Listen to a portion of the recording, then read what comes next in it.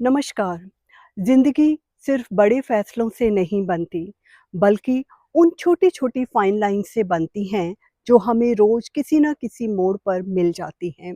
ये वो fine lines हैं, जिनके बीच का डिफरेंस तो बहुत ही सटल होता है, बट इम्पैक्ट बहुत ही डीप।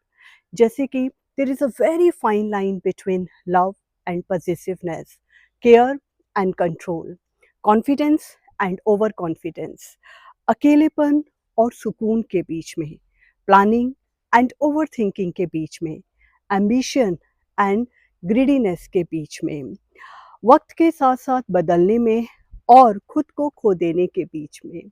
तो इन सभी में एक ऐसी फाइन लाइन होती है, जिसका ध्यान रखना बहुत ही ज़रूरी होता है, क्योंकि समस्या तब शुरू होती है जब ये फाइन लाइन्स बहुत ही धुंधली हो जाती है और हम सोचते कुछ और हैं और कर कुछ और बैठते हैं, और इससे पैदा होते हैं लाइफ में ढेर सारे कन्फ्यूज़न, क्रियास, रिश्तों का टूटना and a lot of problems. और इन्हीं सब फाइन लाइन्स में एक बहुत ही सेंसिटिव फाइन लाइन है between ego and self respect के बीच में। सेल्फ रिस्पेक्ट वो फीलिंग है जो हमें वैल्यू और डिग्निटी से जोड़ती है।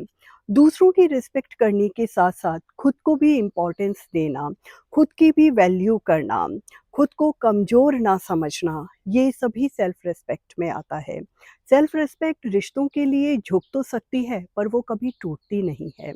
वहीं दूसरी ओर ईगो में हर बात में सही दिखना ज़रूरी होता है। रिश्तों की अहमियत से ज़्यादा खुद को जीतता हुआ देखना इम्पॉर्टेंट होता है, और माफ़ी, उसको तो ईगो में हम कमज़ोरी ही मानते हैं। Ego is very loud, it doesn't see the relationship, it's only see the dominance. और सबसे डेंजरस कन्फ्यूज़न तब आता है जब हम ईगो और सेल्फ रिस्पेक्ट को मिसअंडरस्टैंड कर जाते हैं।